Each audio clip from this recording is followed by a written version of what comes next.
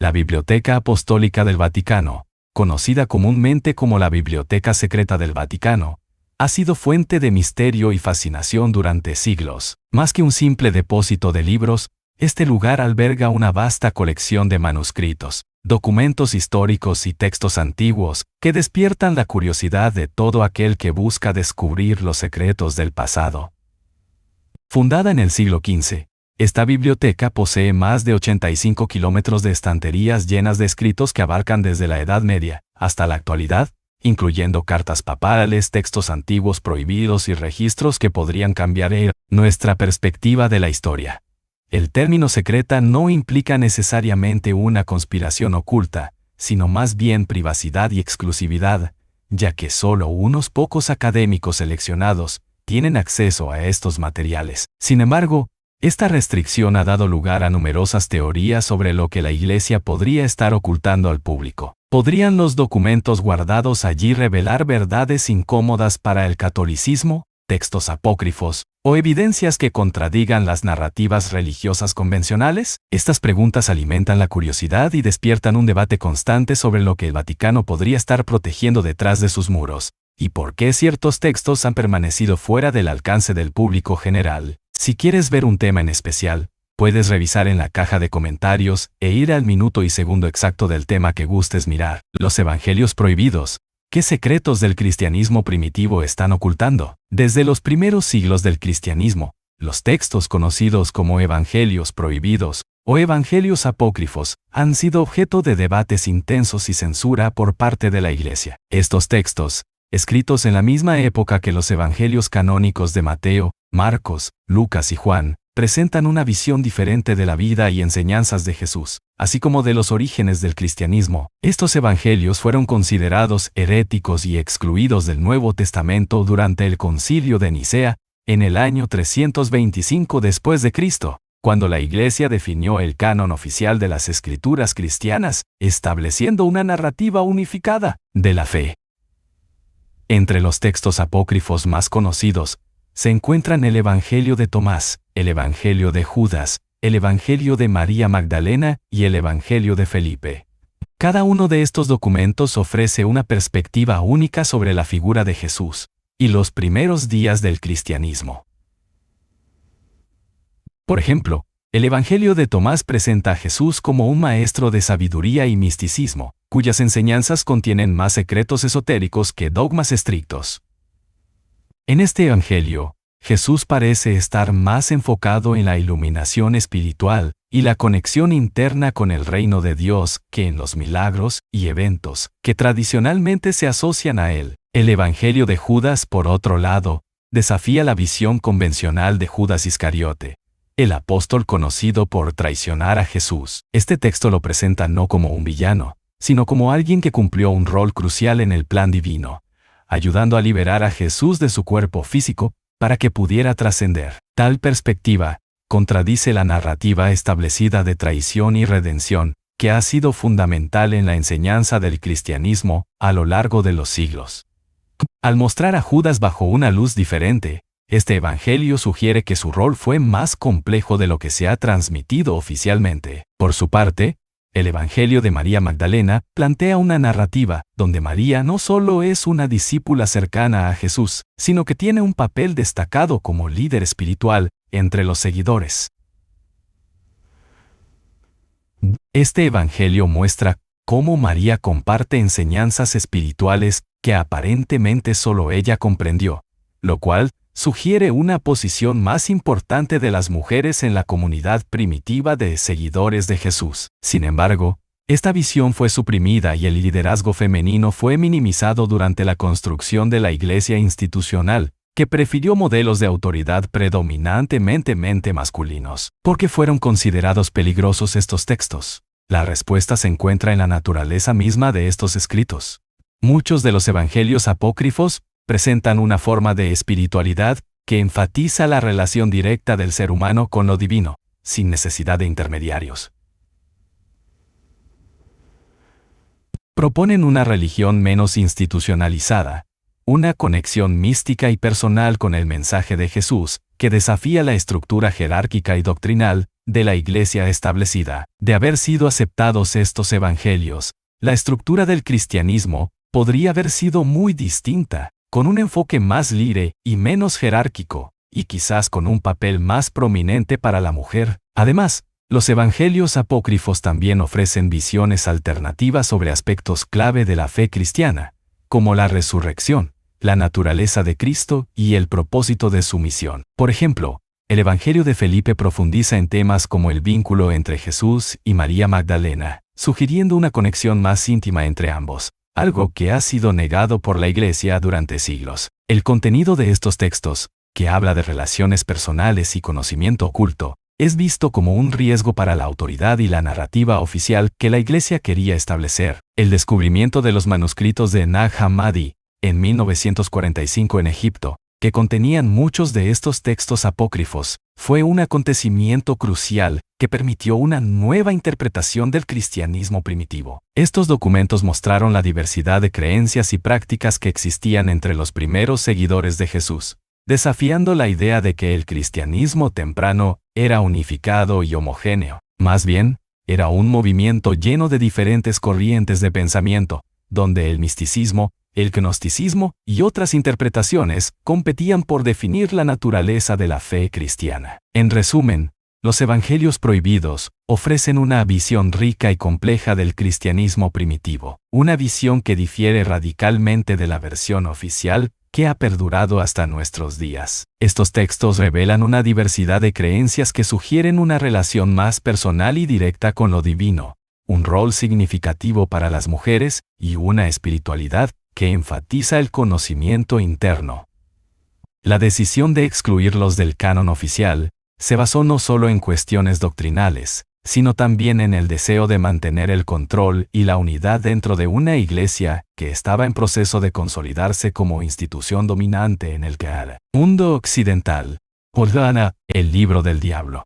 Manuscritos satánicos que el Vaticano mantiene bajo llave. El Vaticano, conocido por su vasto archivo de documentos históricos, manuscritos y textos religiosos, también ha sido foco de especulaciones y misterios en torno a ciertos escritos oscuros que presuntamente se mantienen en secreto, los llamados manuscritos satánicos o el libro del diablo. Estas obras, que muchos creen están ocultas en las bóvedas de la Biblioteca Apostólica del Vaticano, han despertado la imaginación y el temor durante siglos. ¿Qué contiene realmente el Vaticano bajo llave y por qué? ¿Podrían estos manuscritos ser una amenaza a la fe y a los dogmas establecidos por la Iglesia? Uno de los textos que comúnmente aparece en estas especulaciones es el Codex Gigas, también conocido como el Libro del Diablo. Este libro medieval, que fue creado en el siglo XIII, es famoso por contener una ilustración a toda página de Satanás y por las leyendas que rodean su creación. Se dice que fue escrito por un monje que, enfrentado a una terrible condena, hizo un pacto con el diablo para terminar el trabajo en una sola noche, dejando a cambio la impactante imagen de Lucifer como firma del oscuro pacto. Aunque el Codex Gigas no está realmente bajo la custodia del Vaticano, su leyenda ha generado una conexión mítica con la Santa Sede y sus supuestos intentos de ocultar textos similares que describen ritos satánicos y magia negra. Los manuscritos satánicos a los que muchos se refieren al hablar de los secretos del Vaticano no son necesariamente invocaciones directas al mal, sino documentos que exploran las creencias y prácticas del satanismo, así como tratados de magia, alquimia y teología herética.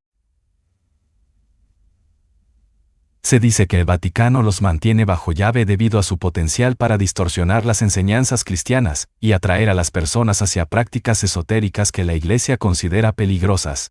Estos escritos, según algunas fuentes, detallan rituales antiguos que invocan poderes oscuros y ofrecen conocimiento sobre demonología, lo cual podría representar un desafío a la visión del mundo cristiano.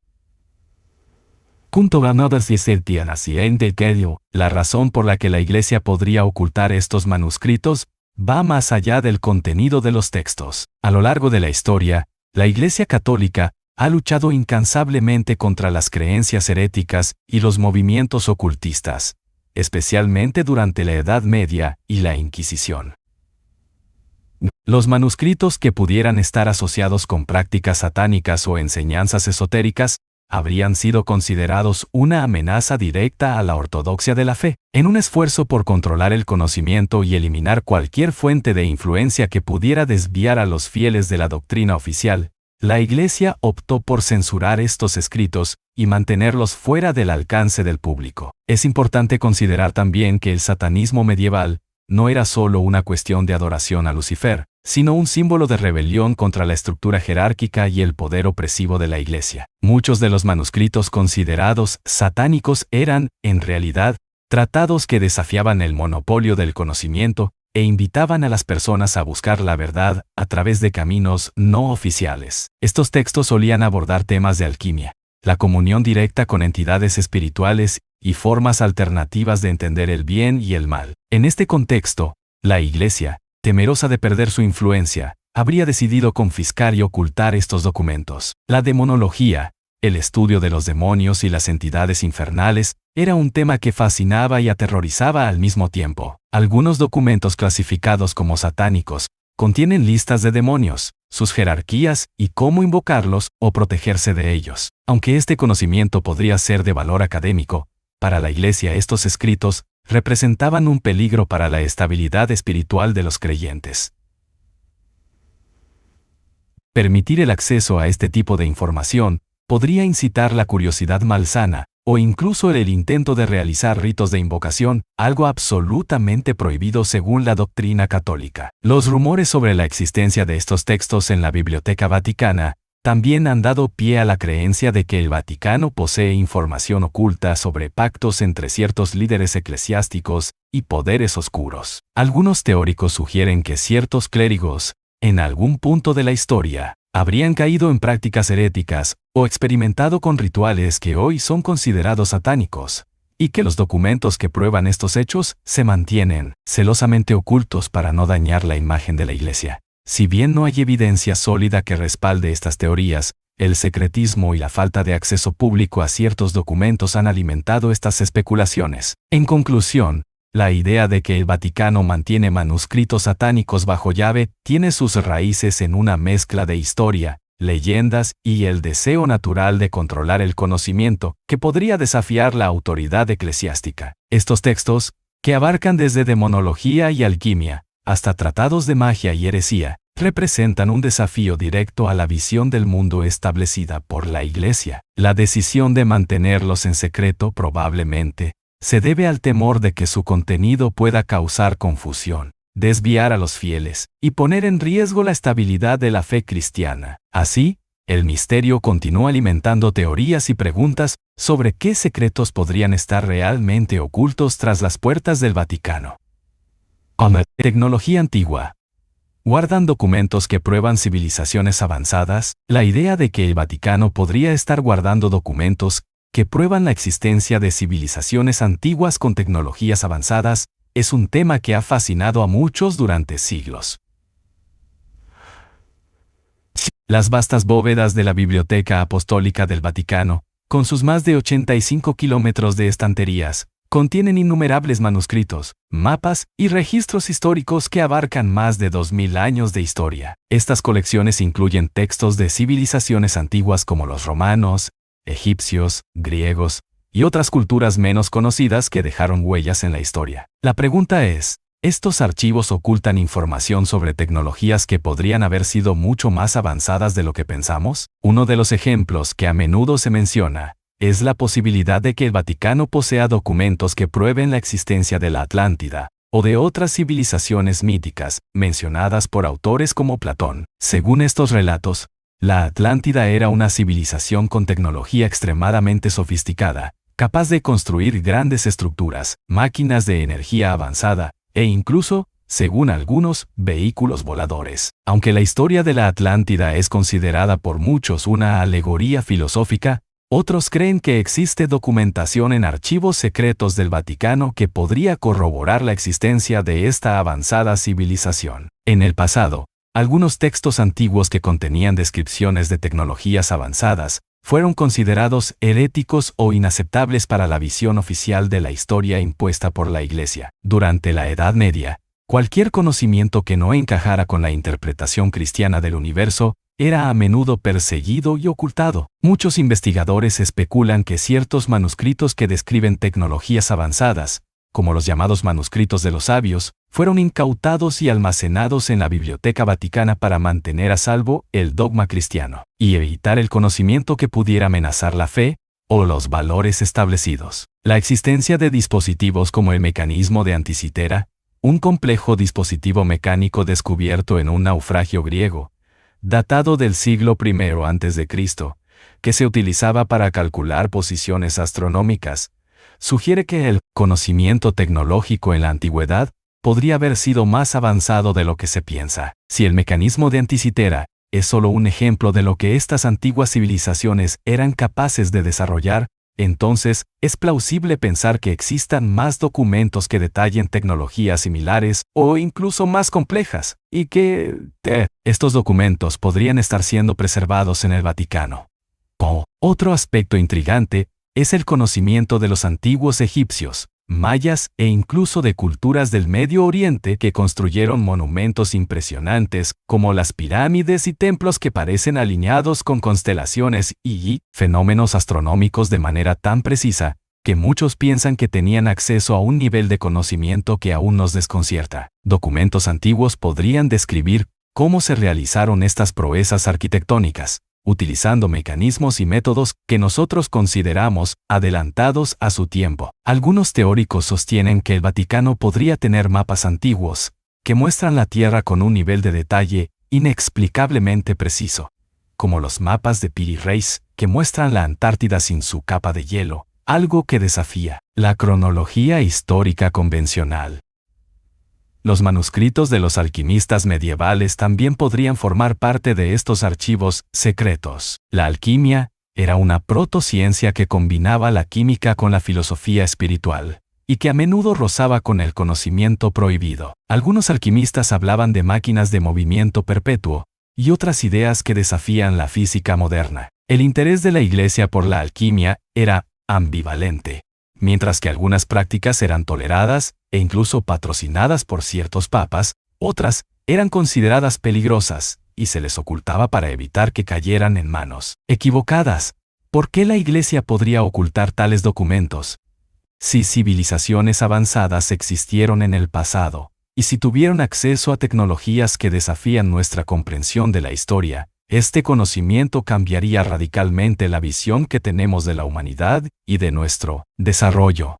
Podría desafiar doctrinas religiosas fundamentales sobre la creación, el propósito de la humanidad y el papel de la intervención divina en la historia. Mantener estos documentos ocultos permitiría preservar una narrativa histórica más acorde con las enseñanzas cristianas y evitaría posibles crisis de fe. En resumen, la teoría de que el Vaticano guarda documentos que prueban la existencia de civilizaciones antiguas con tecnologías avanzadas está enraizada en la creencia de que la Iglesia ha actuado durante siglos como una guardiana del conocimiento, filtrando aquello que podría amenazar el orden social y religioso. Aunque no hay pruebas concluyentes de la existencia de estos manuscritos, el secretismo y la historia del Vaticano han alimentado la imaginación de quienes creen que aún hay mucho por descubrir sobre nuestro pasado. El misterio de lo que yace en las bóvedas del Vaticano sigue siendo motivo de especulación, dejando abierta la posibilidad de que la verdadera historia de la humanidad sea mucho más rica y compleja de lo que nos han contado. El misterio de los Nefilim,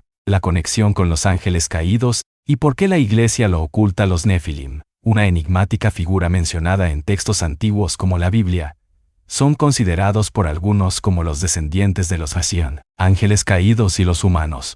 Este tema ha fascinado tanto a estudiosos de la Biblia como a teóricos de lo oculto, ya que estos seres parecen habitar un espacio ambiguo entre lo divino y lo terrenal. En el libro del Génesis 6:1-4, se hace referencia a los hijos de Dios que descendieron a la tierra y se unieron con las hijas de los hombres, generando una raza de gigantes o seres poderosos conocidos como Nefilim. La interpretación de estos textos y el misterio que rodea a estos seres ha sido motivo de discusión e incluso controversia dentro del ámbito religioso, lo cual ha llevado a la creencia de que la Iglesia ha preferido ocultar detalles sobre ellos.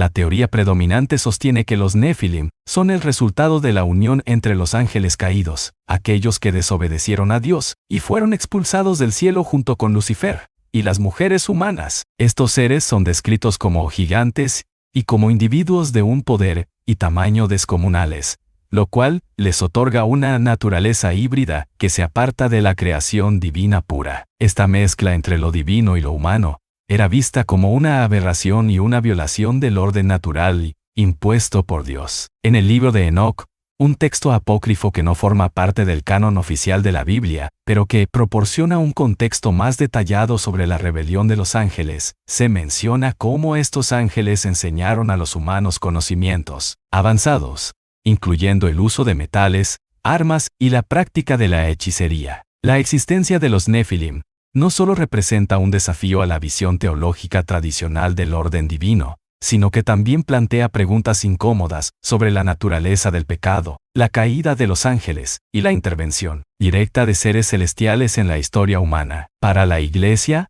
hablar abiertamente sobre los Nefilim y su conexión con los ángeles caídos podría ser problemático, ya que sugiere la posibilidad de que existieron seres de un poder extraordinario que estaban fuera del control de Dios, lo cual contraviene la idea de un Dios omnipotente y de una creación en la que cada criatura tiene su lugar y propósito definido.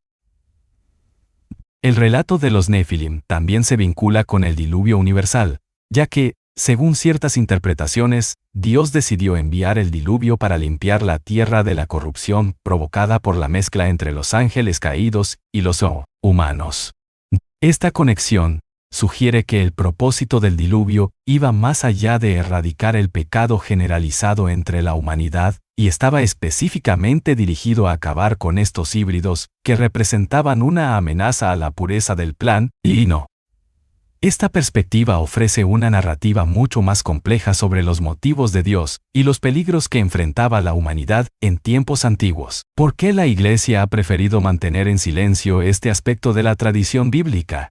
Existen varias razones. Primero, la existencia de los Nefilim y la intervención de los ángeles caídos en el mundo material podría dar lugar a especulaciones y creencias que se desvían de la enseñanza oficial de la Iglesia. La doctrina cristiana busca establecer una clara separación entre el bien y el mal, entre lo divino y lo demoníaco.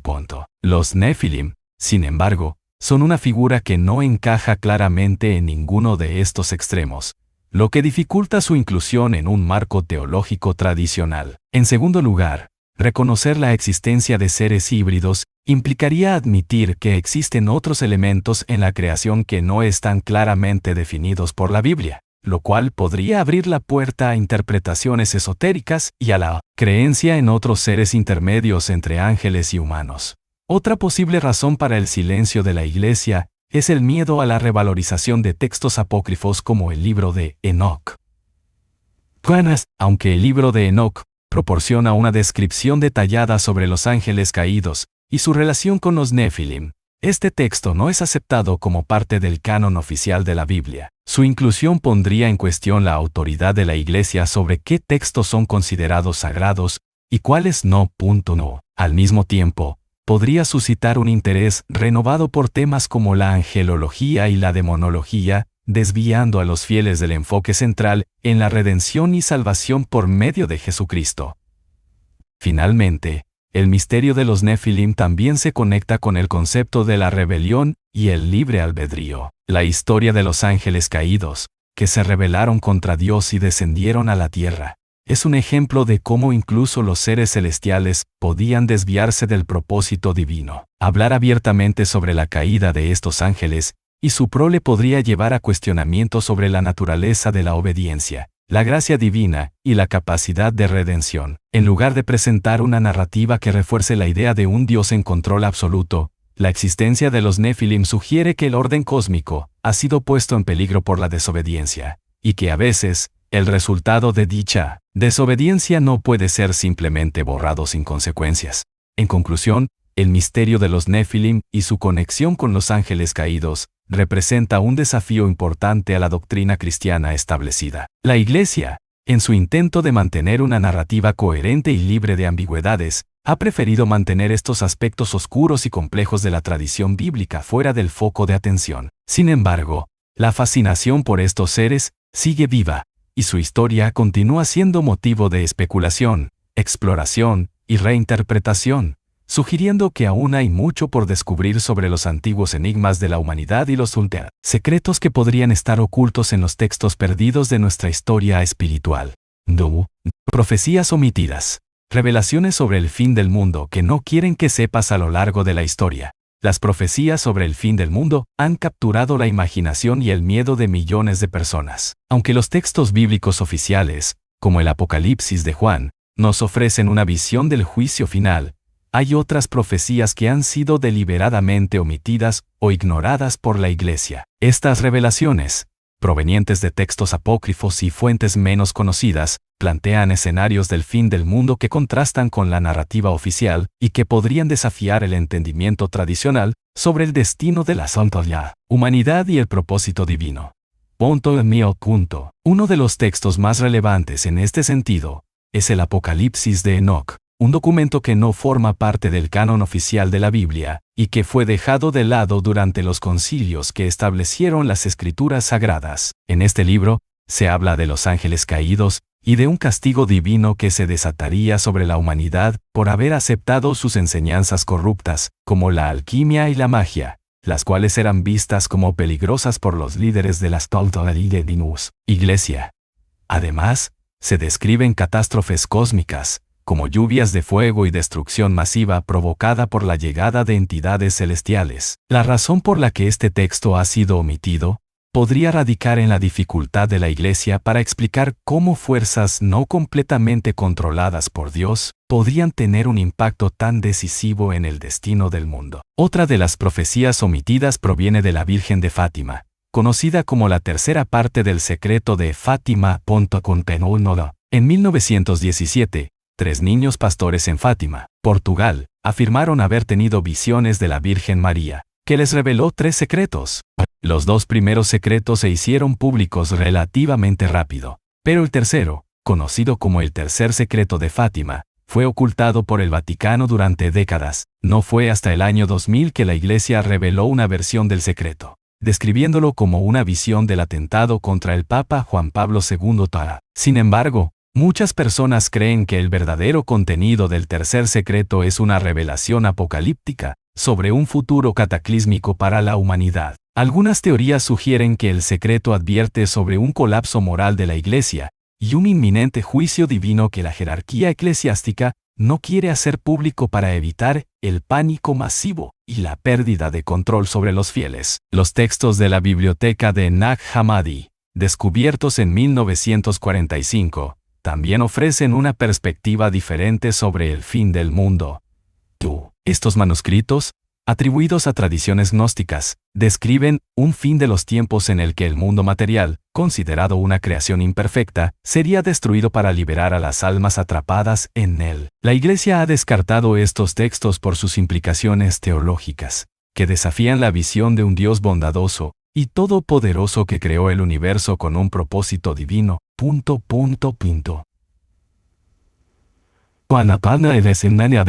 En lugar de eso, los textos gnósticos presentan al creador del mundo material como un ser menor y defectuoso, cuya creación es imperfecta y destinada a ser reemplazada por una realidad espiritual superior. Este enfoque representa una amenaza a la doctrina oficial, ya que sugiere que el mundo tal como lo conocemos no es parte del plan perfecto de Dios, sino una prisión de la que las almas deben ser liberadas. Otro caso intrigante es el del libro de las profecías de Malaquías, un documento del siglo XII que presenta una lista de 112 papas y antipapas desde Celestino II hasta un Pedro el Romano, quien supuestamente presidirá la Iglesia durante la destrucción final de Roma y el fin de los tiempos. Aunque algunas profecías de San Malaquías parecen haberse cumplido con precisión, la Iglesia nunca ha reconocido oficialmente este documento como inspirado divinamente. La razón podría ser el temor a un desenlace sombrío para la Iglesia, en el que se sugiere que Después de un último papa, la Iglesia será destruida, lo cual claramente contradice la idea de una Iglesia eterna e indestructible. La censura y el ocultamiento de estas profecías podrían tener varios motivos. Uno de ellos es el deseo de la Iglesia de evitar el caos y el pánico. Revelar profecías que hablan de un inminente fin del mundo, sobre todo si incluyen detalles sobre catástrofes naturales, guerras o la caída de la propia institución eclesiástica, podría tener un impacto devastador en la fe y en la estabilidad de la sociedad. Mantener el control sobre el mensaje de salvación y esperanza se convierte en una prioridad frente a la posibilidad de revelar visiones sombrías y desalentadoras sobre el futuro.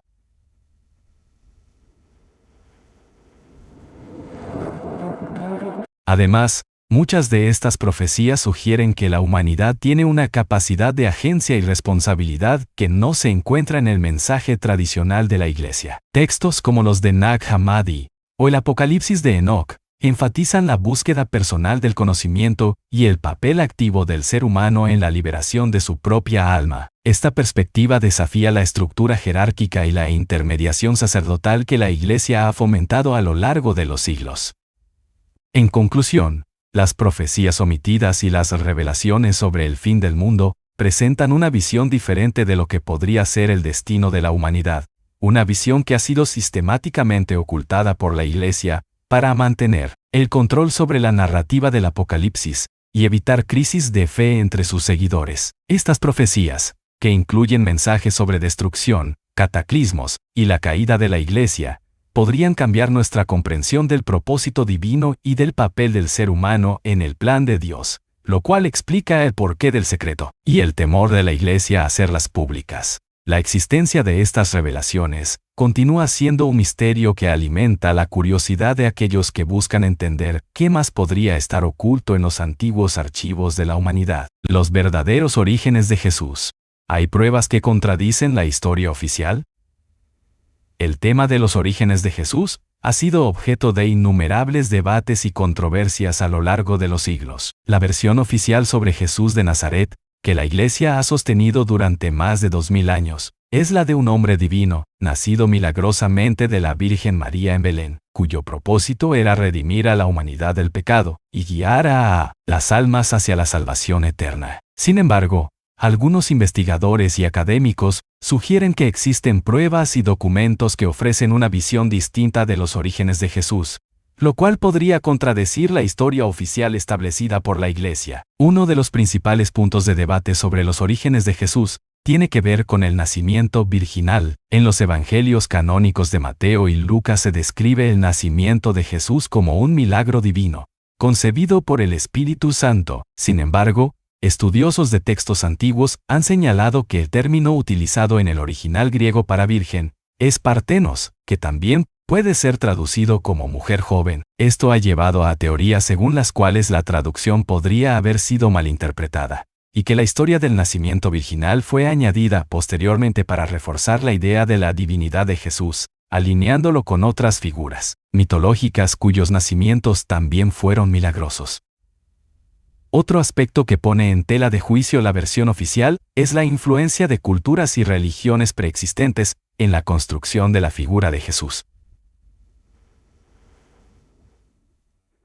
Algunos académicos han propuesto que muchos elementos de la vida de Jesús, como su nacimiento en diciembre, su sacrificio y resurrección, son reminiscencias de figuras mitológicas paganas anteriores, como Horus en Egipto, Mitra en Persia y Dionisio en Grecia. Todas estas figuras comparten similitudes significativas con la vida de Jesús, lo cual ha llevado a especular que la Iglesia pudo haber incorporado ciertos elementos de estas historias con el objetivo de hacer más atractivo el cristianismo a los paganos del Imperio Romano. Aunque estas afirmaciones no son ampliamente aceptadas por todos los historiadores, la existencia de estas similitudes hace surgir preguntas sobre la verdadera naturaleza y origen de las narrativas en torno a Jesús. Los evangelios apócrifos también proporcionan una visión alternativa de los orígenes de Jesús. Textos como el Evangelio de Tomás, el Evangelio de Felipe y el Evangelio de María Magdalena presentan a Jesús de una manera muy distinta a los evangelios canónicos. Por ejemplo, el Evangelio de Tomás describe a Jesús como un maestro de sabiduría que promueve la búsqueda interna del conocimiento y la conexión espiritual, en lugar de enfocarse únicamente en milagros o en su papel como redentor. El Evangelio de Felipe, por su parte, hace alusión a una relación cercana entre Jesús y María Magdalena, sugiriendo incluso un vínculo íntimo entre ellos, lo cual contrasta con la narrativa tradicional que los presenta solamente como maestro y seguidora.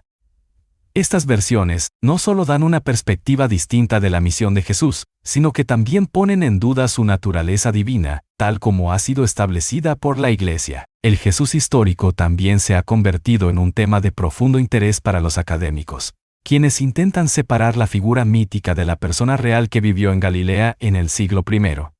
Algunos historiadores han señalado que la falta de registros contemporáneos sobre la vida de Jesús, como escritos romanos que confirmen su existencia durante su vida, plantea interrogantes sobre qué parte de su historia es un relato simbólico y cuál podría estar basado en hechos reales. Aunque existen menciones de Jesús en textos históricos como los escritos de Flavio Josefo y Tácito, estas referencias son breves y en ocasiones se ha cuestionado su autenticidad. Estas lagunas en la evidencia histórica han llevado a algunos a sugerir que la imagen de Jesús pudo haber sido moldeada significativamente por sus seguidores después de su muerte, adaptando su historia para cumplir con expectativas mesiánicas. Otro punto controvertido tiene que ver con los años perdidos de Jesús, el periodo entre su infancia y el inicio de su ministerio, que los evangelios no detallan. Hay teorías que sugieren que durante este tiempo, Jesús pudo haber viajado fuera de Palestina y haberse visto influenciado por enseñanzas de otras tradiciones religiosas, como el budismo o el hinduismo. De hecho, algunos textos apócrifos y teorías esotéricas sugieren que Jesús podría haber viajado al subcontinente indio, donde habría aprendido sobre el misticismo y las enseñanzas espirituales que luego compartió durante su ministerio. Aunque no hay evidencia definitiva para respaldar esta teoría, la falta de información sobre este periodo ha alimentado la curiosidad y las conjeturas sobre qué ocurrió realmente en esos años cruciales de su vida. La razón por la cual la Iglesia podría haber decidido omitir, censurar o reinterpretar ciertos aspectos de los orígenes de Jesús radica en la necesidad de mantener una narrativa coherente y homogénea que fortaleciera la fe y unificara a los creyentes. La idea de un Jesús divino, nacido milagrosamente y sin influencia externa, proporciona una base sólida para la doctrina cristiana, asegurando la devoción y confianza de los fieles. Admitir la existencia de elementos cuestionables, influencias externas o versiones alternativas podría poner en peligro la cohesión de la fe y abrir la puerta a la duda y la fragmentación. En conclusión, los orígenes de Jesús son un tema complejo y lleno de matices que va más allá de la narrativa oficial establecida por la Iglesia. Existen documentos y teorías que ofrecen una visión distinta de su nacimiento, su misión y su naturaleza, planteando preguntas sobre la verdadera historia detrás de la figura que ha inspirado a millones de personas a lo largo de los siglos. Mientras que algunos aspectos de su vida y misión permanecen en el ámbito de la fe, la curiosidad por descubrir los verdaderos orígenes de Jesús sigue viva, y con ello, la posibilidad de que aún haya mucho más por conocer sobre una de las figuras más influyentes de la historia de la humanidad. La conspiración de María Magdalena. Textos que indican que fue más que una discípula. La figura de María Magdalena ha sido objeto de controversia, misterio y fascinación durante siglos. Durante mucho tiempo, la narrativa oficial de la Iglesia la ha presentado como una discípula de Jesús, pero también como una pecadora redimida, etiquetándola erróneamente como prostituta. Sin embargo, a medida que se han descubierto y estudiado textos antiguos, la imagen de María Magdalena ha empezado a cambiar, revelando su posible papel mucho más prominente en la vida de Jesús y en los primeros años del cristianismo. Algunos textos apócrifos y hallazgos recientes sugieren que María Magdalena podría haber sido una figura clave y una líder espiritual, e incluso una compañera íntima de Jesús, lo cual ha llevado a plantear la idea de una conspiración para minimizar su papel. Uno de los textos más relevantes para entender la importancia de María Magdalena es el Evangelio de María, un manuscrito gnóstico descubierto en el siglo XIX. En este Evangelio, María Magdalena aparece como una figura central entre los discípulos, a quien Jesús confía enseñanzas especiales. Los otros discípulos, incluidos Pedro y Andrés, muestran dudas sobre el liderazgo de María y cuestionan por qué Jesús compartiría conocimientos tan profundos con una mujer. Este texto sugiere que María tenía un acceso privilegiado al conocimiento espiritual que Jesús impartía, colocándola como una de sus principales seguidoras y alguien en quien confiaba profundamente. La dinámica descrita en este Evangelio implica que María Magdalena jugó un papel mucho más significativo que el que se le ha atribuido en los evangelios canónicos. Con el Evangelio de Felipe, otro texto descubierto entre los manuscritos de Nag Hammadi en 1945, también aporta información que desafía la narrativa oficial. En este Evangelio, se hace referencia a María Magdalena como la compañera de Jesús. Aunque el término usado, koinonos, puede traducirse de diversas formas, algunas interpretaciones sugieren que la relación entre ellos era mucho más íntima que la de un simple maestro y discípula. Se menciona también que Jesús solía besar a María Magdalena frecuentemente en la boca, lo cual ha llevado a teorías de que podría haber existido un vínculo amoroso entre ambos. Aunque este tipo de afirmaciones es difícil de corroborar, la mera existencia de tales escritos sugiere que había una tradición en los primeros círculos cristianos que veía a María como alguien esencialmente ligada a Jesús, no solo en términos de enseñanza, sino también a nivel personal. La importancia de María Magdalena también se destaca en el hecho de que, según los evangelios canónicos, ella fue la primera persona en presenciar la resurrección de Jesús. Esta revelación, que constituye uno de los eventos fundamentales del cristianismo, fue confiada a María antes que a cualquier otro discípulo, lo cual indica un nivel de confianza y conexión espiritual significativo. Sin embargo, la Iglesia primitiva, en su proceso de establecer una estructura jerárquica y patriarcal, optó por relegar el papel de María Magdalena y minimizar su importancia en la narrativa oficial. Su papel como testigo de la resurrección fue presentado de una manera que la hacía menos importante en la jerarquía de los apóstoles, enfatizando en cambio el liderazgo de Pedro y otros apóstoles varones. Algunos teóricos sugieren que la Iglesia ocultó deliberadamente estos aspectos para mantener una estructura en la cual el poder y la autoridad espiritual fueran ejercidos exclusivamente por hombres. La posibilidad de que una mujer pudiera ocupar un lugar central en la expansión del cristianismo y tener un acceso especial al conocimiento de Jesús representaba una amenaza para el orden patriarcal que se quería instaurar. Además, si María Magdalena hubiera sido vista no solo como discípula, sino también como la pareja de Jesús, esto podría haber desafiado las enseñanzas sobre el celibato y la naturaleza divina de Cristo, introduciendo la idea de un Jesús que también experimentó y valoró el amor humano. La tergiversación de la figura de María Magdalena como una prostituta también ha sido interpretada como un intento de restarle importancia y desviar la atención de su papel verdadero. Esta visión errónea se popularizó en la Iglesia occidental a partir del siglo VI, cuando el Papa Gregorio I la identificó erróneamente con la mujer pecadora que ungió los pies de Jesús, según se describe en el Evangelio de Lucas. Esta narrativa contribuyó a oscurecer su papel real, enfocando la atención en su arrepentimiento y no en su liderazgo o cercanía con Jesús. Sin embargo, estudiosos modernos han revisado esta interpretación, y la Iglesia Católica eventualmente corrigió esta visión en el año 1969, aunque la imagen de María Magdalena como pecadora sigue profundamente arraigada en la cultura popular. En conclusión, los textos apócrifos y descubrimientos recientes sugieren que María Magdalena fue mucho más que una simple discípula de Jesús.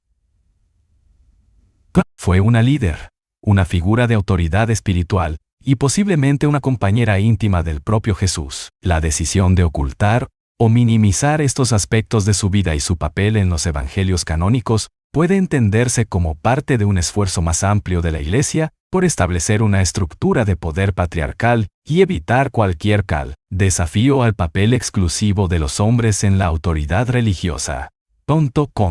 La figura de María Magdalena sigue siendo un símbolo de la resistencia al olvido y un recordatorio del papel fundamental de las mujeres en los primeros días del cristianismo. Un papel que, durante mucho tiempo, se intentó esconder bajo el velo de una narrativa parcial y dirigida. El Concilio Secreto. Documentos que revelan la manipulación de la Biblia para el control político a lo largo de la historia, el poder de la Iglesia y el uso de las Escrituras para influir en la sociedad y la política han sido temas de debate. Uno de los aspectos más controversiales de esta historia son los concilios realizados por la Iglesia, donde se tomaron decisiones clave sobre qué libros debían formar parte del canon bíblico y cuáles debían ser excluidos. Se habla de un concilio secreto que podría haber tenido como propósito no solo definir la doctrina cristiana, sino también manipular los textos bíblicos para ejercer control sobre las masas y asegurar el poder político de la Iglesia.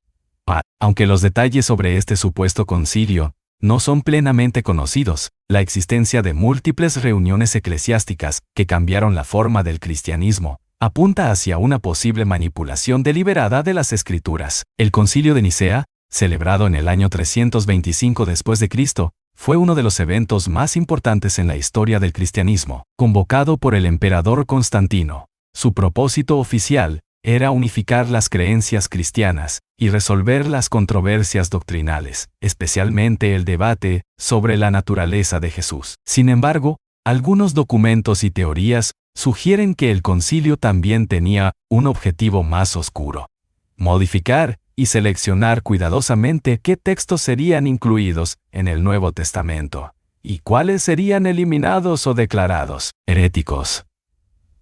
Esta selección no fue casual, sino que respondía a intereses específicos para consolidar un cristianismo que apoyara el poder del emperador y de la jerarquía eclesiástica.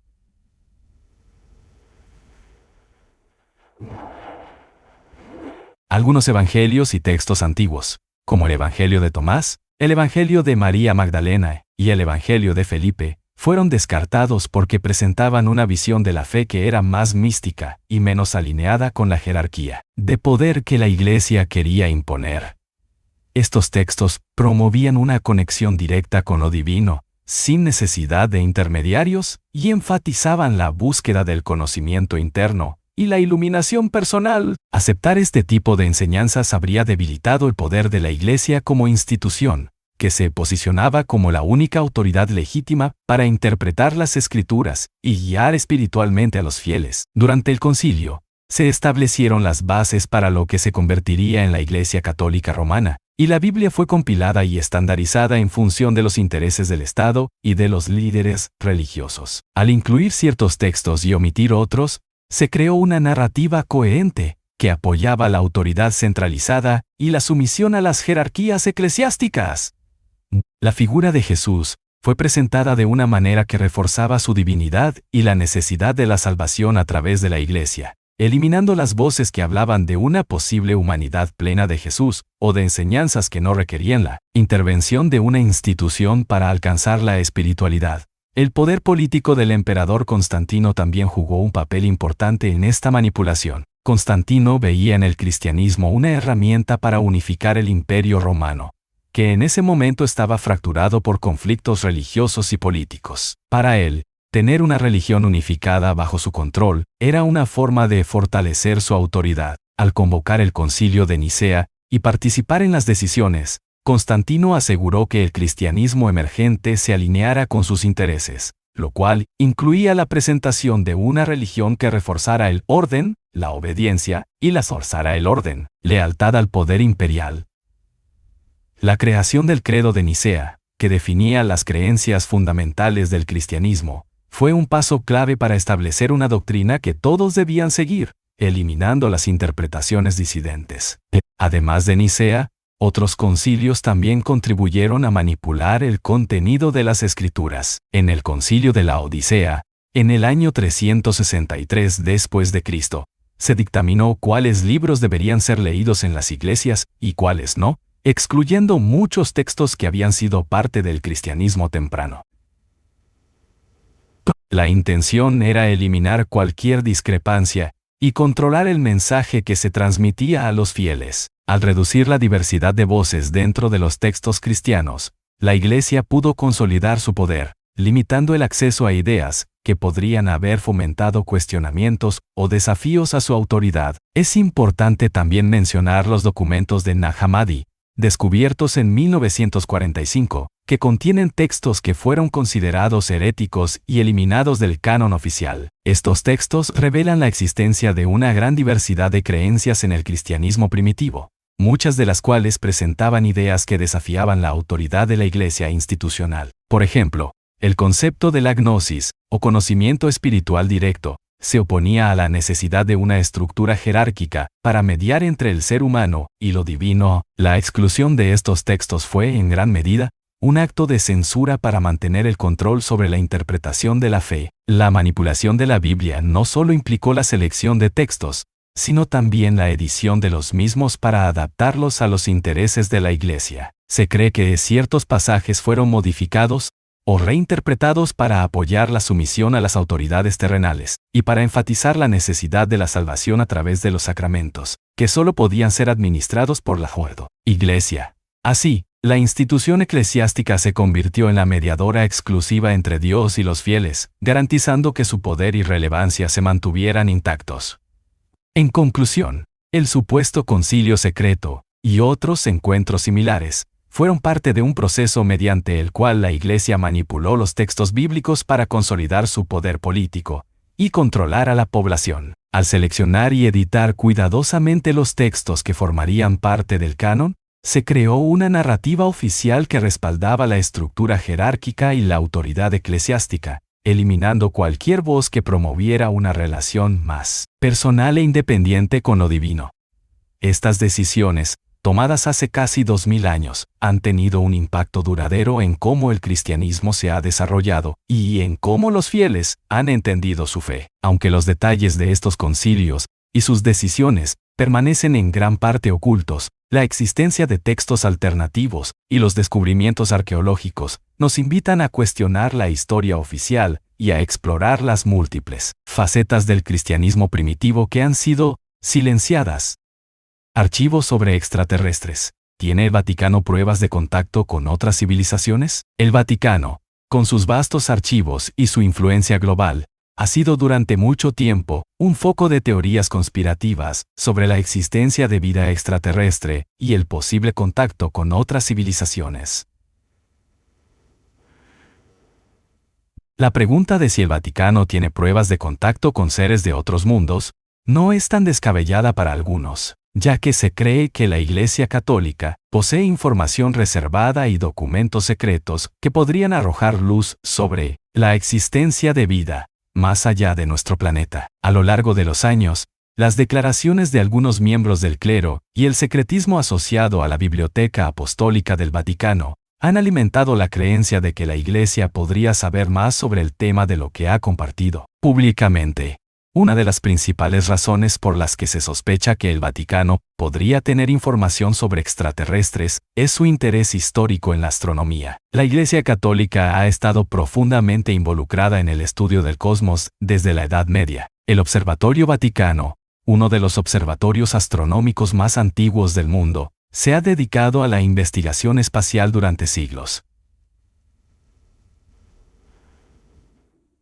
Además, la presencia de instituciones como el Observatorio Astronómico del Vaticano en Castel Gandolfo, dirigido por la Compañía de Jesús, sugiere que la Iglesia tiene un interés genuino en la exploración del universo. Esto ha llevado a algunos a especular que el Vaticano no solo está buscando respuestas científicas, sino que también está tratando de entender y gestionar cualquier evidencia de vida extraterrestre que ya posea. Las declaraciones de altos representantes de la Iglesia han alimentado estas teorías. En particular, el sacerdote jesuita José Gabriel Funes, quien fue director del Observatorio Vaticano, sorprendió al mundo en 2008 al declarar que la existencia de vida extraterrestre no contradice la fe cristiana. Funes mencionó que si Dios creó el universo, podría haber creado vida en otras partes, y que los extraterrestres serían nuestros hermanos. Esta afirmación, que podría parecer sorprendente viniendo de un miembro de la Iglesia, ha sido interpretada por algunos como un indicio de que el Vaticano ya podría estar en posesión de información que respalda la existencia de vida más allá de la Tierra. Otra figura que ha contribuido a la especulación es el Monseñor Corrado Balducci, un miembro del Vaticano conocido por su apertura sobre el tema OVNI. Balducci, quien fue teólogo y exorcista, afirmó públicamente en varias ocasiones que los encuentros con extraterrestres eran reales y merecían ser estudiados. Aunque Balducci nunca afirmó directamente que el Vaticano tenía pruebas de contacto extraterrestre, su postura abierta y su acceso a las altas esferas de la Iglesia sugieren que el Vaticano podría tener un interés en estos fenómenos más allá del simple escepticismo. Además de las declaraciones de representantes del clero, existen rumores sobre la existencia de documentos almacenados en los archivos secretos del Vaticano que confirmarían el contacto con seres de otros mundos. Estos archivos, cuya existencia y acceso están restringidos a unos pocos, son un enigma que ha dado lugar a numerosas teorías sobre los secretos que el Vaticano podría estar ocultando. Algunos creen que estos documentos podrían incluir registros de encuentros extraterrestres que han tenido lugar a lo largo de la historia, así como detalles sobre cómo la Iglesia ha gestionado esta información para evitar un choque cultural y espiritual entre sus fieles. Otra parte importante de estas teorías involucra la famosa reunión entre el presidente estadounidense Dwight Eisenhower y supuestos representantes de seres extraterrestres en 1954.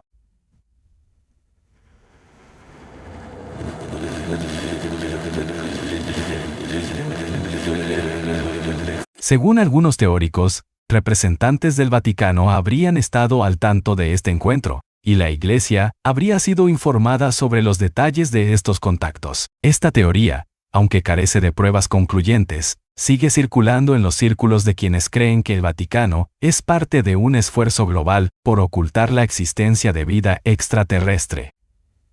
La razón detrás de la supuesta ocultación de estos datos por parte del Vaticano podría tener varias explicaciones. Primero, el impacto de un anuncio oficial sobre la existencia de vida extraterrestre tendría profundas implicaciones teológicas. La Iglesia tendría que responder a preguntas sobre el papel de Jesús y la redención en un contexto universal, así como sobre la naturaleza y el propósito de la creación.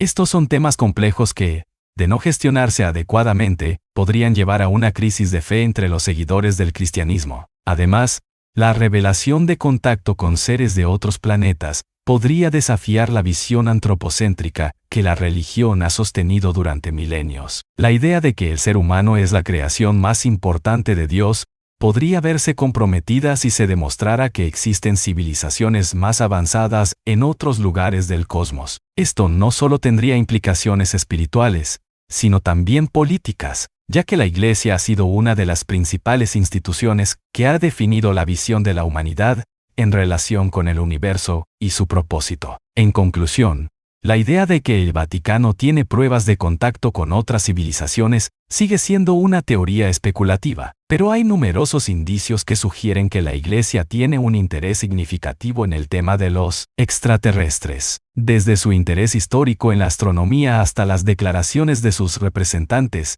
y el secretismo de sus archivos, el Vaticano parece ser una institución que está preparada para abordar el descubrimiento de vida extraterrestre. Sin embargo, la naturaleza delicada de las implicaciones teológicas y espirituales de este tema podría explicar por qué la Iglesia ha optado, hasta ahora, por mantener cualquier información sobre estos asuntos bajo estricto control. La posibilidad de que el Vaticano posea conocimiento sobre la existencia de otras civilizaciones sigue siendo un misterio que fascina a creyentes y escépticos por igual, y que tal vez algún día pueda ser revelado en su totalidad. La verdadera historia de Lucifer. Manuscritos que podrían cambiar nuestra percepción del ángel caído. La figura de Lucifer, conocido comúnmente como el ángel caído, ha sido representada durante siglos como el símbolo máximo de la edad ultanto. Sonada manasigada no cielo cuaseveras y carga altamente por siglos. Rebelión contra Dios, el origen del mal y el adversario de la humanidad. Sin embargo, la historia de Lucifer es mucho más compleja de lo que las enseñanzas tradicionales sugieren. Nuevos estudios de antiguos manuscritos y textos apócrifos nos presentan una versión que podría desafiar nuestra percepción de Lucifer, mostrando facetas ocultas de este ser que la narrativa oficial ha preferido ocultar o simplificar. En la tradición cristiana, Lucifer es identificado como un querubín, un ser angelical que, debido a su orgullo, fue desterrado del cielo. La versión más conocida proviene principalmente de interpretaciones del libro de Isaías 14, 12, 15 y del libro de Ezequiel 28, 12, 17. El nombre Lucifer, que significa portador de luz o estrella de la mañana, originalmente era un título de honor. En el libro de Isaías se describe la caída de una figura brillante desde el cielo, una alegoría que muchos han asociado con Lucifer. Sin embargo, hay debate sobre si el pasaje se refiere realmente a un ángel rebelde, o si en cambio era una crítica dirigida al rey de Babilonia. Otros manuscritos y tradiciones, como los textos gnósticos encontrados en Nag Hammadi, presentan una perspectiva diferente. En ellos, Lucifer no es solo el enemigo de Dios, sino un ser que intentó traer el conocimiento a la humanidad. Según algunas interpretaciones gnósticas, Lucifer habría querido iluminar a la humanidad y liberarla de la ignorancia, en un acto similar al del titán Prometeo en la mitología griega, quien robó el fuego de los dioses para dárselo a los dioses. Hombres. Esta narrativa reinterpreta el rol de Lucifer como un portador del conocimiento, que no necesariamente es malvado, sino alguien que busca la liberación del espíritu humano del control de una divinidad autoritaria. En este sentido, el papel de Lucifer puede ser visto más como un benefactor, una figura que fue malinterpretada y cuya rebeldía era contra un orden que, según esta versión, limitaba el libre albedrío y la evolución espiritual de los seres humanos. Esta visión es radicalmente opuesta a la que ha dominado la doctrina cristiana, en la que Lucifer es asociado con la maldad absoluta, alguien que no tiene otra motivación más que la destrucción y la separación de los seres humanos de las seres. Gracia divina.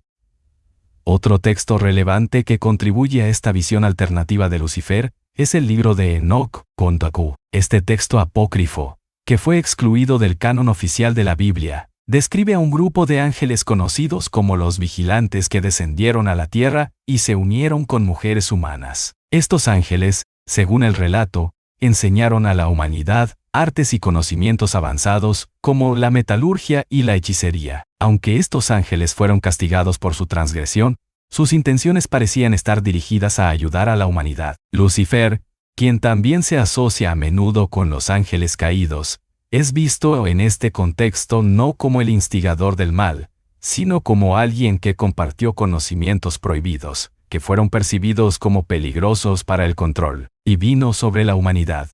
Una razón importante por la cual estos relatos fueron eliminados del canon oficial es que la figura de Lucifer, como un portador de luz y conocimiento, representa un desafío directo a la autoridad divina, tal como la concibe la Iglesia. Admitir que Lucifer podría haber actuado por un deseo de liberar a la humanidad de la ignorancia, podría ser que se cuestione la propia legitimidad del orden impuesto por Dios y, por ende, de la estructura de poder que la Iglesia ha buscado mantener a lo largo de los siglos. La narrativa oficial ha sido siempre clara. La obediencia a Dios es el único camino hacia la salvación, y cualquier intento de desafiar ese orden solo puede conducir a la ruina. Esta visión alternativa de Lucifer también sugiere que el conflicto no es simplemente entre el bien y el mal, sino entre el control y la libertad, entre el conocimiento y la ignorancia. Si Lucifer es reinterpretado como un ser que buscaba que la humanidad alcanzara un nivel superior de conciencia, entonces su figura ya no es simplemente la de un villano, sino la de alguien que intentó desafiar un sistema percibido como opresivo. Este enfoque cambia radicalmente la percepción del pecado original, pues, en lugar de ser un acto de desobediencia y condena, podría verse como el inicio de la búsqueda del conocimiento y la autonomía. Incluso en la tradición esotérica y ocultista, Lucifer es visto de manera distinta. Algunas corrientes lo interpretan como un símbolo de la iluminación personal y el cuestionamiento del dogma.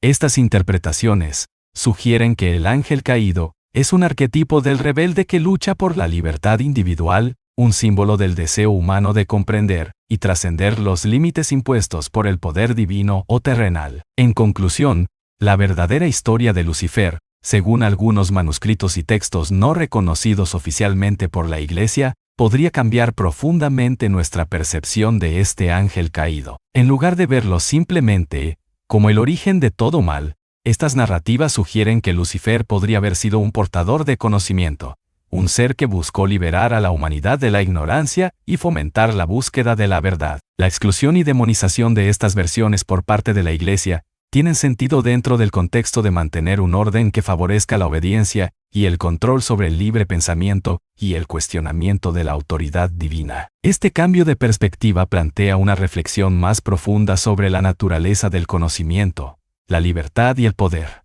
y sobre cómo las historias que contamos moldean nuestra visión del bien y del mal. Exorcismos peligrosos.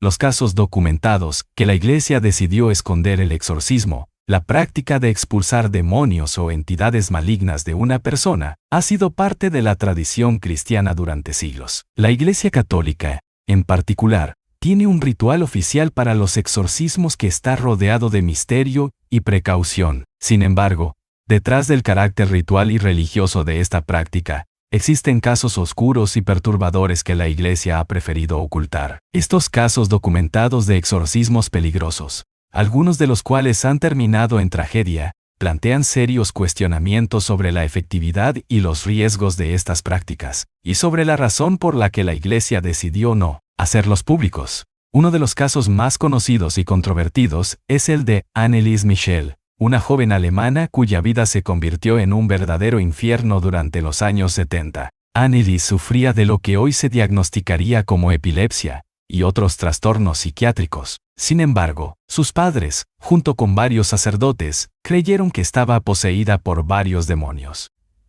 Durante un periodo de 10 meses, Anneliese fue sometida a 67 sesiones de exorcismo que implicaban intensas oraciones y rituales. Las condiciones a las que fue expuesta la joven, junto con la falta de atención médica adecuada, llevaron a su muerte por desnutrición y agotamiento en 1976. Este caso se convirtió en un escándalo mediático y provocó un juicio que puso en evidencia las limitaciones y peligros de los exorcismos. La Iglesia intentó distanciarse del caso, alegando que se trataba de un error, pero la implicación de sacerdotes católicos y el carácter extremo del exorcismo pusieron en duda la responsabilidad de la institución en estos rituales. Otro caso inquietante es el de Emma Schmidt, más conocida como Anna Eklund, cuyo exorcismo en la década de 1920 fue documentado por el sacerdote que lo llevó a cabo, pero luego fue ocultado debido a la naturaleza espeluznante del evento.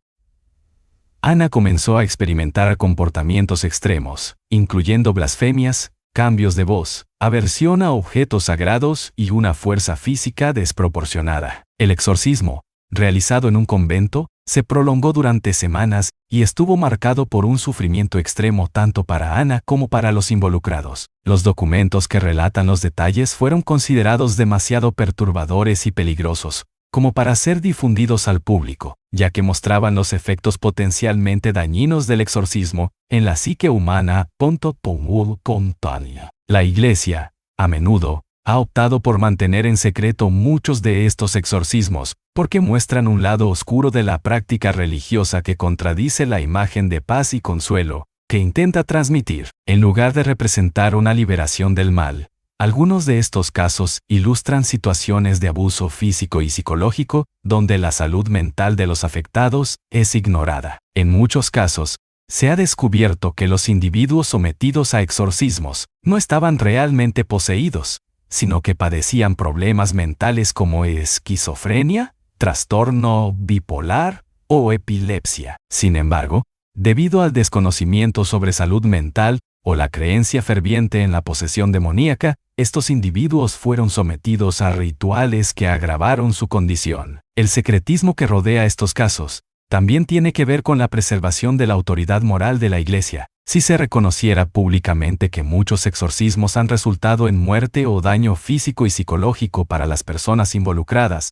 la práctica perdería su legitimidad y la Iglesia podría ser vista como responsable de abusos y negligencia. Además, estos casos resaltan el conflicto entre la religión y la ciencia, especialmente en lo que respecta a los trastornos mentales.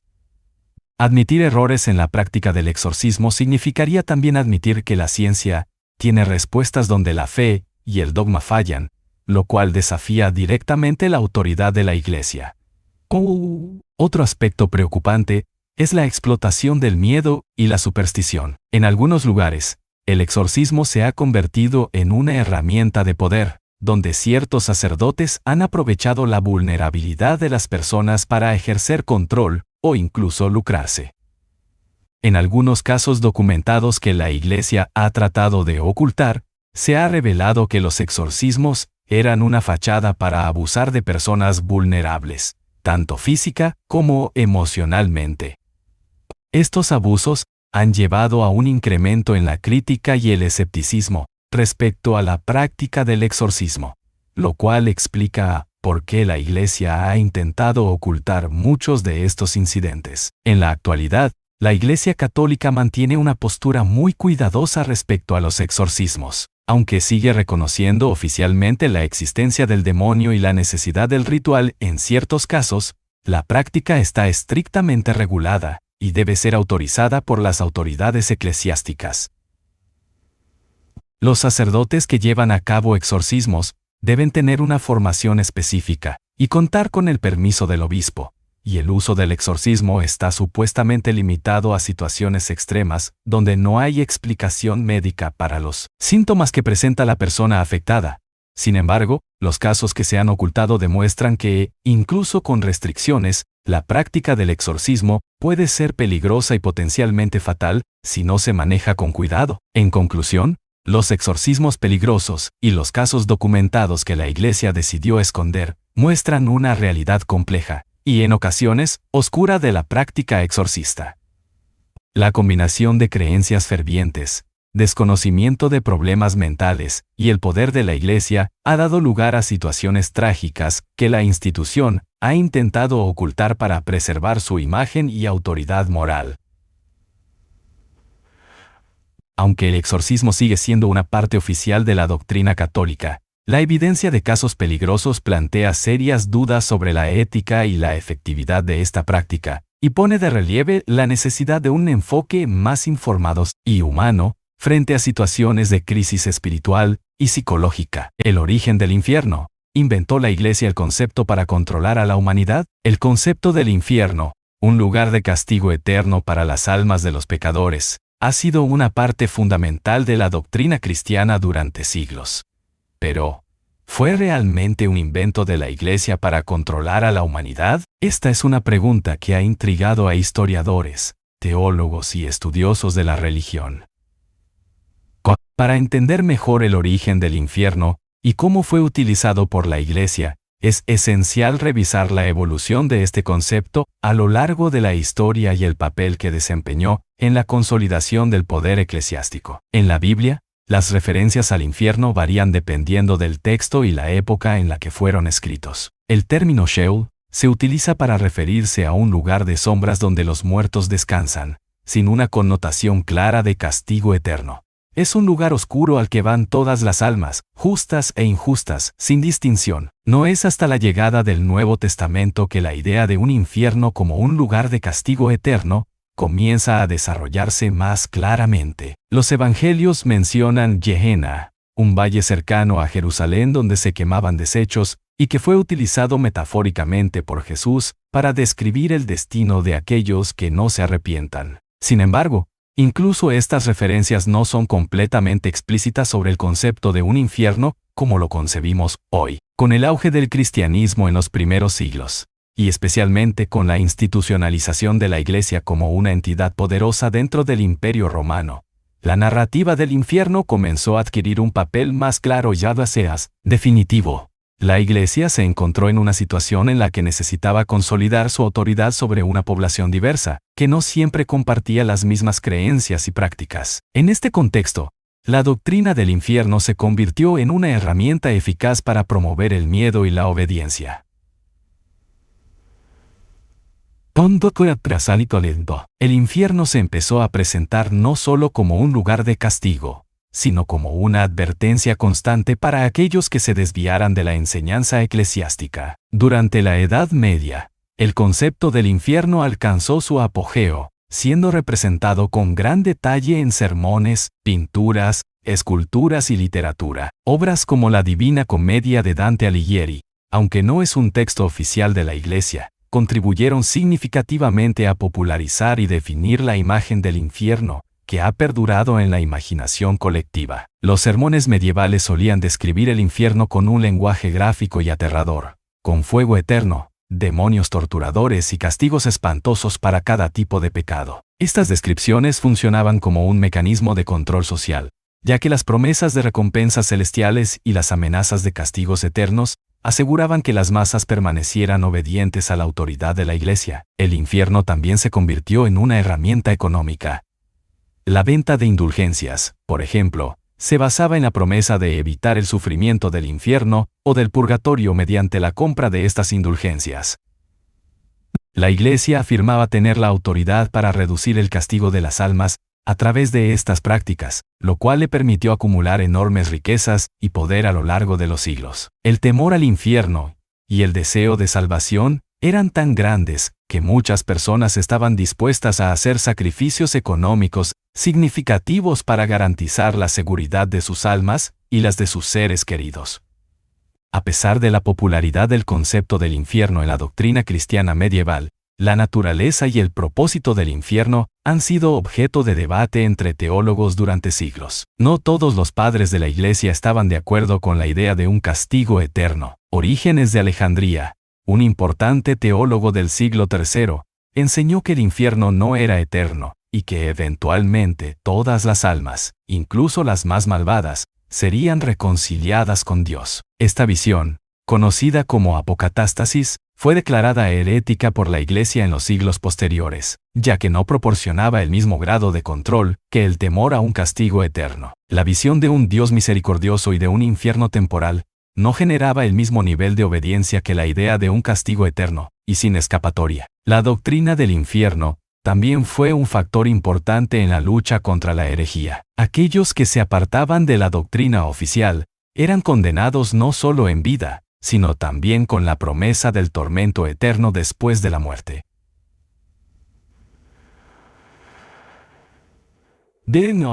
Durante la Inquisición, el miedo al infierno fue utilizado para justificar la persecución de aquellos que se consideraban desviados de la fe, desde herejes hasta brujas. La amenaza del infierno era un arma poderosa que reforzaba la legitimidad de los juicios y castigos. En conclusión, aunque el concepto del infierno tiene raíces en las escrituras bíblicas y en las tradiciones judías y cristianas, la versión del infierno como un lugar de castigo eterno, lleno de fuego y sufrimiento, fue desarrollada y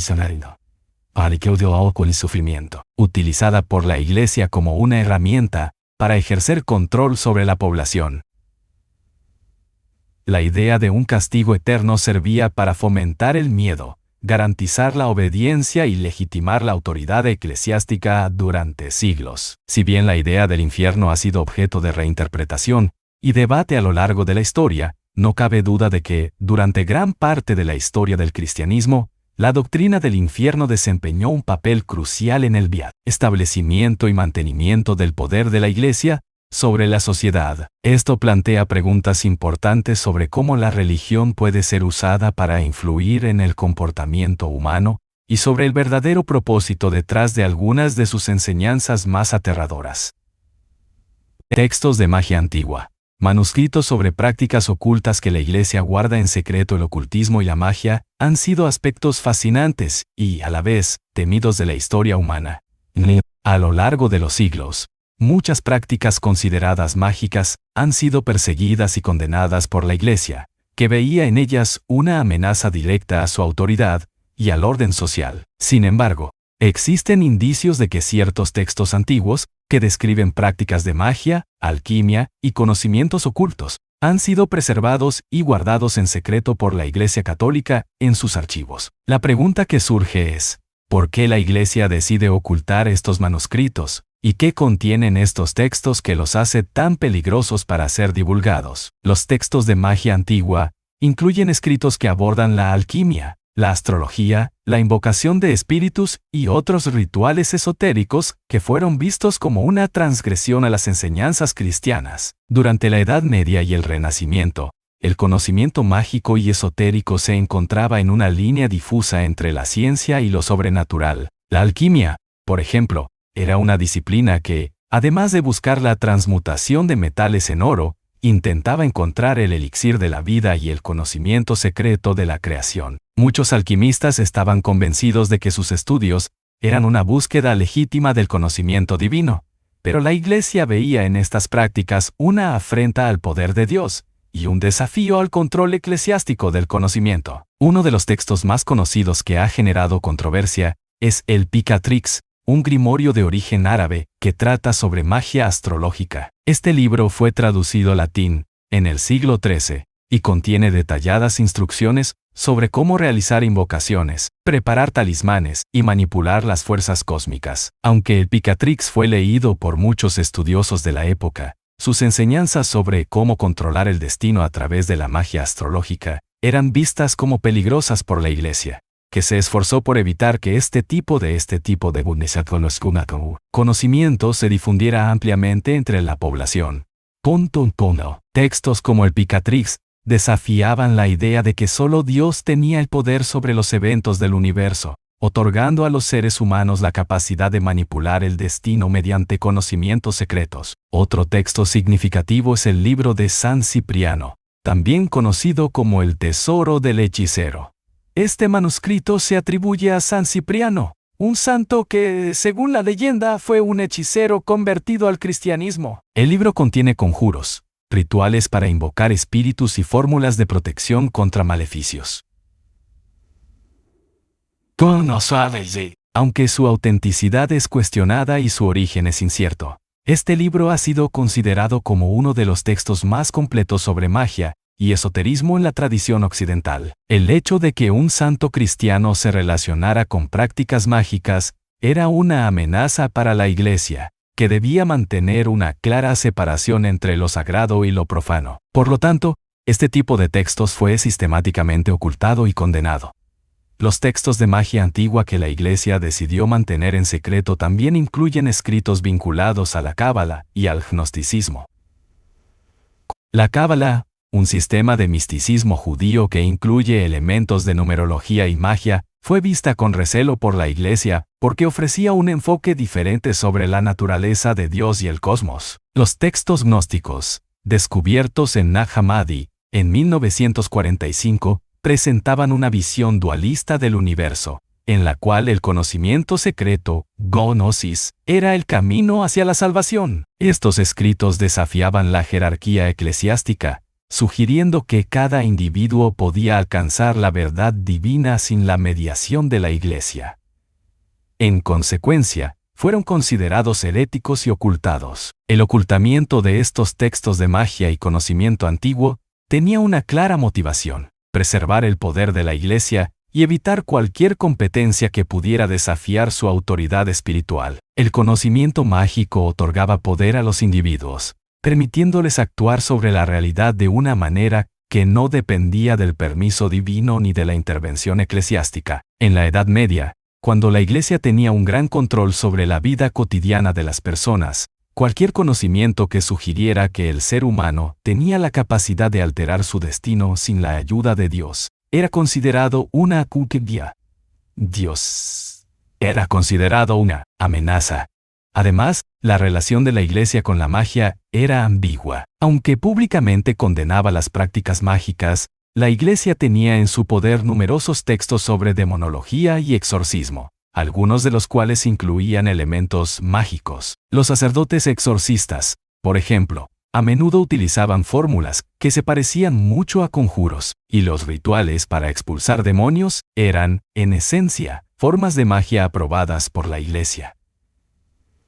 Esta contradicción muestra cómo la Iglesia quería mantener el monopolio sobre lo sobrenatural. Solo el clero podía acceder a ciertos conocimientos y utilizarlos, mientras que los demás debían ser alejados de cualquier práctica que pudiera otorgarles poder sobre las fuerzas invisibles. En resumen, los textos de magia antigua, que la Iglesia ha decidido guardar en secreto, representan un conocimiento que podría desafiar la autoridad eclesiástica y poner en peligro el control sobre la narrativa espiritual dominante. Estos textos, que abarcan desde la alquimia hasta la astrología y la invocación de espíritus, sugieren que el ser humano puede acceder a un conocimiento profundo y oculto que lo conecta con lo divino sin la intervención de la Iglesia. La decisión de mantener estos manuscritos en secreto responde a la necesidad de proteger el monopolio del poder espiritual, mantener el orden social y evitar que el conocimiento caiga en manos de aquellos que podrían desafiar la autoridad establecida.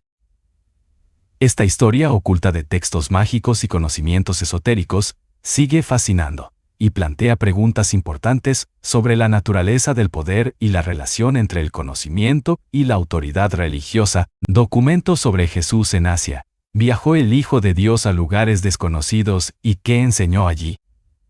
La figura de Jesús de Nazaret está rodeada de misterios que han alimentado numerosas teorías a lo largo de los siglos. Uno de estos enigmas es la posibilidad de que Jesús haya viajado a Asia durante los años perdidos, el periodo de su vida que no está documentado en los evangelios canónicos. Esta idea ha dado lugar a diversas teorías que sugieren que Jesús pudo haber pasado tiempo en regiones como la India, el Tíbet y otras partes de Asia, absorbiendo conocimientos y enseñanzas que luego influyeron en su ministerio en Galilea. Aunque no existen pruebas concluyentes que confirmen estos viajes, algunos documentos y tradiciones locales plantean la posibilidad de que el Hijo de Dios haya recorrido lugares desconocidos, enseñando y aprendiendo de las tradiciones orientales. El Jesús perdido en la India es una de las teorías más extendidas. Se basa en varios textos y relatos locales que sugieren que Jesús, conocido como Isa en ciertas regiones, viajó al subcontinente indio durante su juventud. Estos relatos indican que Jesús habría pasado tiempo en monasterios budistas e hindúes, estudiando y enseñando sobre el amor y la compasión. Uno de los textos más mencionados es el Vida de San Isa, un manuscrito que el viajero ruso Nicolás Notovich afirmó haber encontrado en un monasterio del Tíbet en el siglo XIX. Según Notovich, el texto describía a Jesús viajando por la India y el Tíbet, donde habría estudiado con maestros budistas y desarrollado su comprensión de la espiritualidad. Aunque el descubrimiento de Notovich ha sido objeto de controversia, y muchos académicos cuestionan su autenticidad, la historia ha permanecido como una posibilidad intrigante. Además de Notovich, otros autores y viajeros como Swami Abhedananda y Nicholas Roerich afirmaron haber encontrado evidencias de que Jesús estuvo en el Tíbet e India, y que fue conocido por su sabiduría y enseñanzas sobre el amor al prójimo y la no violencia. En algunos textos de la tradición budista, se menciona a un hombre santo que vino del oeste y cuyas enseñanzas guardan similitudes con las enseñanzas de Jesús. Estas historias sugieren que pudo haber una interacción cultural y espiritual entre Jesús y las antiguas tradiciones del este, lo cual habría enriquecido su visión espiritual. La idea de que Jesús pudo haber aprendido de las enseñanzas budistas y hindúes podría explicar ciertas similitudes entre sus enseñanzas y principios orientales.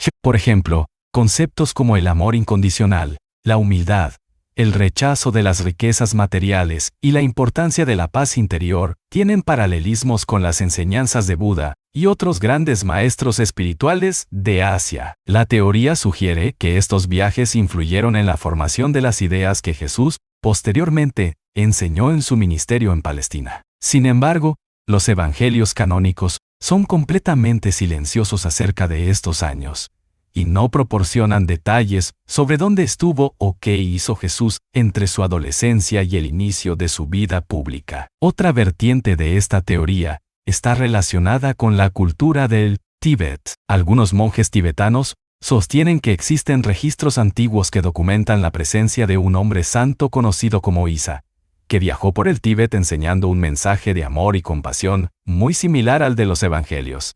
La tradición tibetana considera que Isa fue un gran maestro que llegó de tierras occidentales y que compartió un conocimiento profundo que resonaba con las enseñanzas budistas. Sin embargo, estos registros nunca han sido presentados públicamente y permanecen en el ámbito de lo legendario, lo que dificulta validar su autenticidad. También se han encontrado paralelismos entre las enseñanzas de Jesús y algunas doctrinas hindúes. Por ejemplo, la idea de la unidad de todos los seres, la no violencia, ahimsa, y el desapego material son principios que resuenan tanto en las enseñanzas de Jesús como en el hinduismo.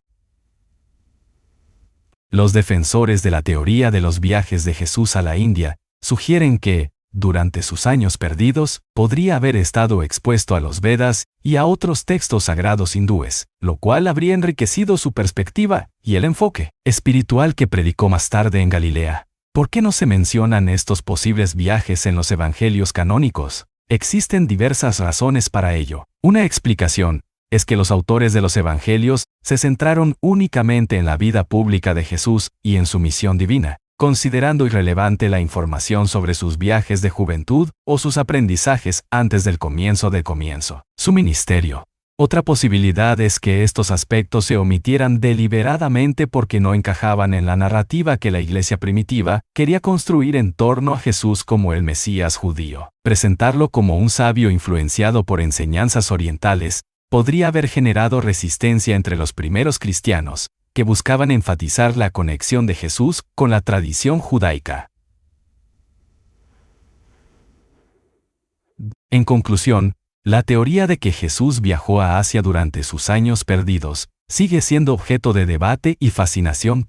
Los relatos de Isa en el Tíbet y la India, junto con las similitudes entre las enseñanzas de Jesús y las tradiciones espirituales orientales, sugieren la posibilidad de un intercambio cultural y espiritual que enriqueció la visión del Hijo de Dios. Aunque no existen pruebas concluyentes que confirmen estos viajes, la idea de que Jesús pudo haber aprendido de grandes maestros espirituales de Asia añade una dimensión intrigante a la figura del Nazareno. Esta posibilidad nos invita a considerar que el mensaje de amor y compasión de Jesús puede haber sido influenciado por diferentes tradiciones espirituales, mostrando que la búsqueda de la verdad y la conexión con lo divino trascienden fronteras culturales y geográficas. El misterio de las civilizaciones perdidas.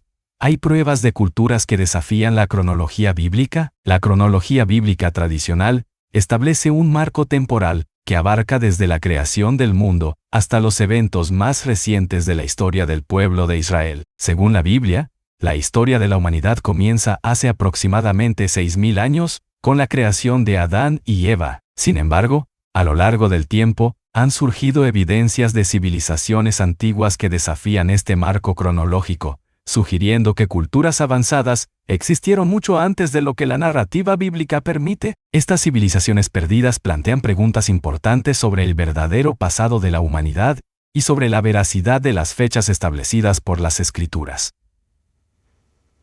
Uno de los casos más emblemáticos es el de Göbekli Tepe, un yacimiento arqueológico descubierto en Turquía que data de aproximadamente el 9600 a.C. Göbekli Tepe es el templo más antiguo conocido en la historia humana, construido antes del desarrollo de la agricultura y de cualquier asentamiento urbano permanente. Este sitio arqueológico presenta enormes pilares de piedra dispuestos en círculos, tallados con figuras de animales y símbolos que sugieren una complejidad cultural mucho mayor de lo que se pensaba para esa época. La existencia de un sitio monumental tan antiguo desafía la visión bíblica de una humanidad que progresó desde la simplicidad hacia la complejidad de manera lineal.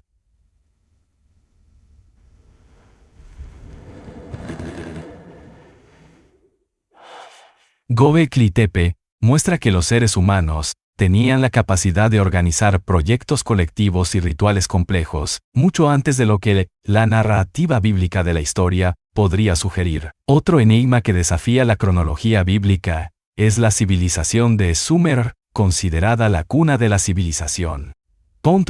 Los sumerios, que habitaron la región de Mesopotamia, actual Irak, alrededor del 4000 a.C., desarrollaron una compleja sociedad urbana con escritura, leyes, astronomía y arquitectura monumental. La historia sumeria menciona reyes y dinastías que gobernaron durante miles de años, y en sus textos se hace referencia a una historia muy anterior al diluvio, un evento que también aparece en la Biblia. Sin embargo, según las tablillas sumerias, la civilización floreció y se desarrolló mucho antes del momento en que la narrativa bíblica sugiere que Noé y su familia repoblaron la tierra. Esta discrepancia plantea la posibilidad de que la Biblia haya simplificado o reinterpretado eventos históricos más antiguos, adaptándolos a su narrativa religiosa. La teoría de la Atlántida, una civilización avanzada mencionada por Platón, también representa un desafío significativo a la cronología bíblica. Según Platón, la Atlántida era una sociedad tecnológicamente avanzada que existió alrededor de 9000 años antes de su época, lo cual la situaría alrededor del 9500 a.C. La descripción de la Atlántida y su desaparición repentina por un cataclismo plantea la posibilidad de que haya existido una civilización avanzada en tiempos remotos, lo cual contrasta con la visión bíblica de la humanidad desarrollándose de forma progresiva desde el Jardín del Edén. Aunque no hay pruebas arqueológicas concluyentes que confirmen la existencia de la Atlántida, la idea de que una civilización avanzada pudo haber existido antes de lo que sugiere la cronología bíblica sigue siendo objeto de debate y especulación.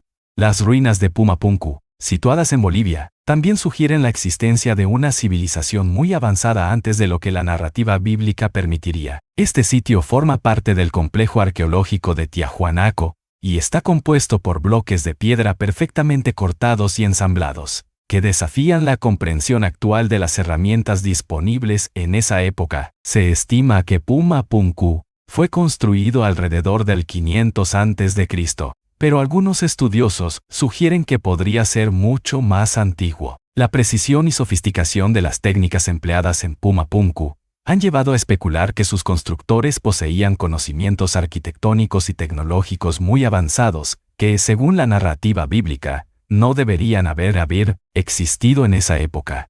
Otra civilización que pone en entredicho la cronología bíblica es la del Valle del Indo, una de las culturas más antiguas y avanzadas del mundo, contemporánea de los antiguos egipcios y mesopotámicos. La civilización del Indo, que se desarrolló alrededor del 3300 a.C., tenía ciudades planificadas con un sistema de alcantarillado avanzado, una economía próspera y un sistema de escritura aún no descifrado. La existencia de esta civilización sugiere que los pueblos del mundo antiguo ya habían alcanzado un nivel notable de organización y tecnología mucho antes de la época de Abraham, el patriarca común del judaísmo, el cristianismo y el islam. Pinta con Peloandinasis. La Biblia no menciona a esta gran civilización, lo cual plantea la pregunta de hasta qué punto la narrativa bíblica refleja la verdadera diversidad de culturas que existían en la antigüedad. Una posible razón para la falta de mención de estas civilizaciones en la Biblia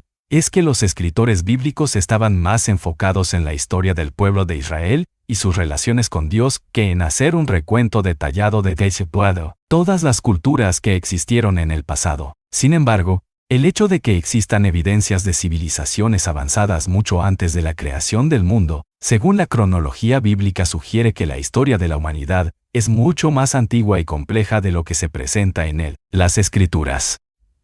En conclusión, los descubrimientos arqueológicos y los relatos de antiguas civilizaciones desafían la cronología bíblica y plantean preguntas sobre la verdadera historia de la humanidad. Sitios como Göbekli Tepe, Pumapunku y las ciudades del Valle del Indo muestran que existieron sociedades avanzadas mucho antes de lo que la Biblia sugiere, lo cual invita a reconsiderar la narrativa tradicional sobre los orígenes y los orígenes. Desarrollo de la civilización.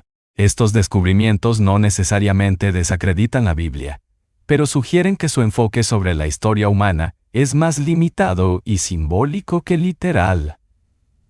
La evidencia de estas civilizaciones perdidas nos recuerda que la historia de la humanidad es un rompecabezas complejo y en constante evolución, donde cada pieza nueva nos obliga a cuestionar y ampliar nuestra comprensión del pasado.